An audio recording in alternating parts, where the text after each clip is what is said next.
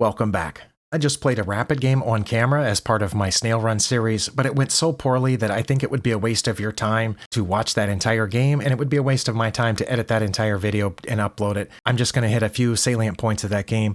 The first thing that threw me off was that my opponent played the Polish opening, which is, I guess, appropriate because my opponent has the Polish flag. I've never seen this before, I didn't know what to do, and I played what apparently is a book move in response to it. But a few moves later, correction, make that 25 moves later or 24 moves later, we're in this position. My opponent was playing extremely quickly, so they were already 2.5 minutes ahead of me on time at this point, and it looked like their entire idea was to lock up the entire center of the board with pawns and then just keep playing quickly, moving their pieces back and forth around at the back and win on time, which is almost what happened. Here, the computer says I have an advantage, almost +4 advantage, plus 3.9. If only I'll play queen to a8. I couldn't figure out when I was running the game review what the point of that would be, other than, yes, I'm aiming at an undefended bishop, but it would be so easy for them to defend that bishop. I didn't think it was worth it. What I had come up with here was a little bit of a plan. I had seen that this pawn was undefended, and I was trying to think, how could I get a piece to attack that pawn?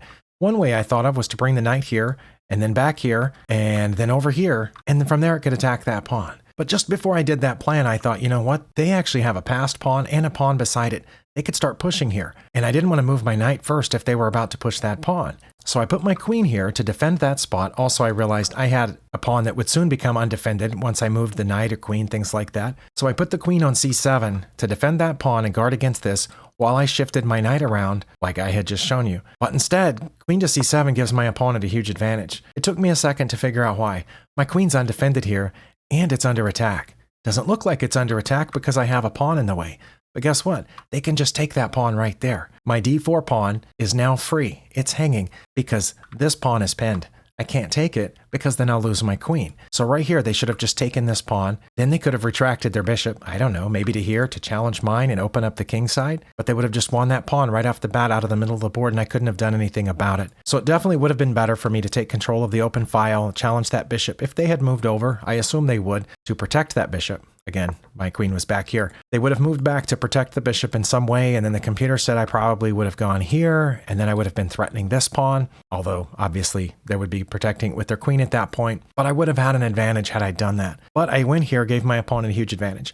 They didn't see that my queen was hanging or that they could just take this free pawn. They just pushed that other pawn over there. I'm supposed to come over. I can't go to a8 now because I've moved my queen up off of the 8th rank to the 7th rank, but I can go to a7, it says, and that would be perfect. Then they would just get this bishop out of the way, and I would have a +4.5 advantage at this point. But I went ahead with my plan because, again, I saw this undefended pawn. They don't have a piece pointed at it. They can't get their bishop to point at that pawn right now.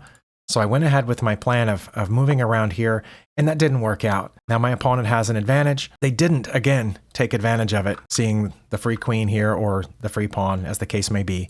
And we just shuffled our pieces around. I kept trying to get my knight over there, but by the time I got my knight over there, they already have their queen defending that pawn. So it didn't really matter much at that point. They brought their bishop over. Again, I have an advantage, but I need to bring my rook over to the open file. Oh, this time I saw it. But it doesn't really matter because there's not much I can do about it.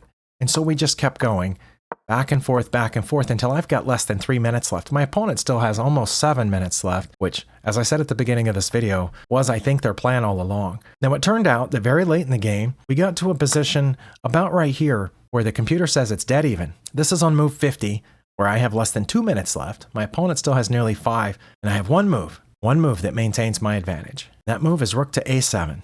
Not my advantage, sorry, equality.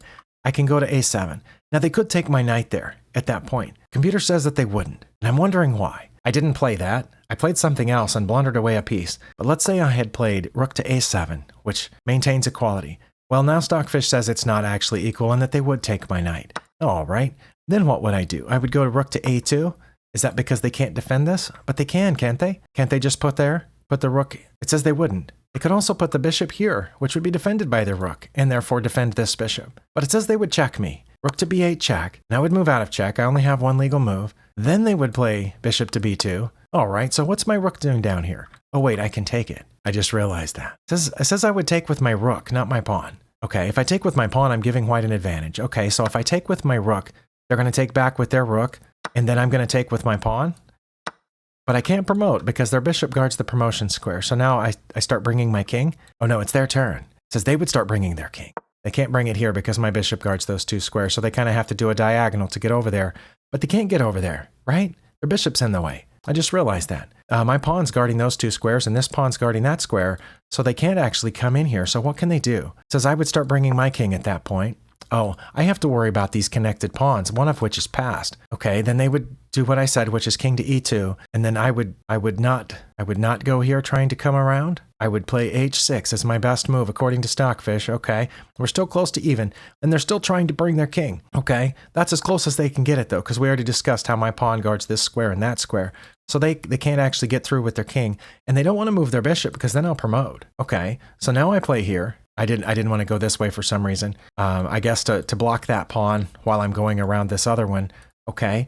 And then they're going to put their bishop in front of this pawn. Well, now I can't move forward, and now they can go here. So I have to come around. Okay, my little zigzag.